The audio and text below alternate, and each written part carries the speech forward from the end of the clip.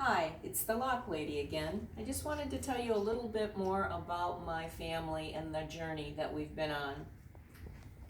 My mother and father started the business back in the 60s, and we've got some pictures here on the wall of me with my mom and dad in the first shop that we had, which is a pretty cool picture because it's actually the old key machine that I talked about is in this picture here too, and that was back in 1958, 1960. Also, I wanted to point out our founders, which was my grandmother Flora, my mother and father Chuck and Betty. My sisters also worked for me for a short period of time. My sister Glenda worked for me for a short period of time. My sister Sandy is still she is disabled, but she just comes in and answers the phone and just to get out of the house. That's me, probably about 15 years ago. And I actually have the credential of a CPL, which is a Certified Professional Locksmith. And I was one of the first women presidents for the Michigan Master Locksmith Association. And a CPL is a designation that our national association, which is Associated Locksmiths of America, there's a test you have to take, and you have to pass a basic test, and then there are several separate categories. So to become a master locksmith, credential-wise, I would have to pass 37 tests. At this time I've passed 35, so I only need to take 2 more and pass those, and then I can actually have a certificate that says I'm a master locksmith. Even though I've been in the business for 50 years, I do not have that credential. However, I do want to bring up the fact that a lot of people are getting scammed today.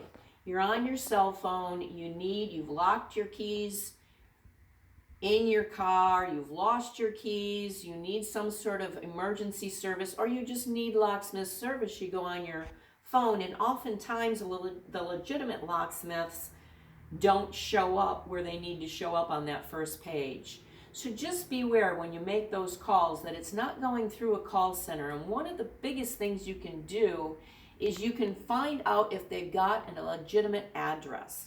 There are a lot of great locksmiths that are mobile locksmiths, but generally there's some legitimacy to that. And also if they have a sales number, like a sales tax number for the state of Michigan. So if they're mobile, they still have to have a sales tax number. And if they're a scammer, oftentimes they can't tell you that they do have a brick and mortar or an address at all, because it's a call center that could go, your call may be answered in China, it could be answered in Arizona, Ohio, all different places. So just be aware of that, because call centers again will tell you that they're legitimate, and when you ask the price, they will tell you a very, very, very low price.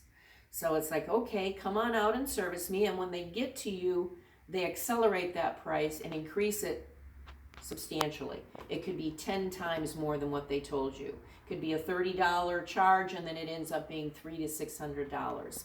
And they break the locks on your door. They do all sorts of things. So these people are not trained locksmiths. They're generally people that are just maybe wanting to get in the business, and these scamming companies own these businesses. They just hire those type of employees. The people themselves are not bad, but they just don't really know what they're doing. So just be careful about hiring a locksmith. Make sure that you look into it a little bit more and do some due diligence. And so before I sign off, I just wanted to say, I wrote this haiku for my mother and father. It's the journey they started in the 50s and 60s, the path that we chose. That's me, my sisters and I, back in the day, and 50 years in the making. So I wrote this haiku when we had our 50th anniversary, and I just wanted to thank my parents for setting me up in life and giving me the opportunity to service others in the fashion I do every day. Lock Lady signing off.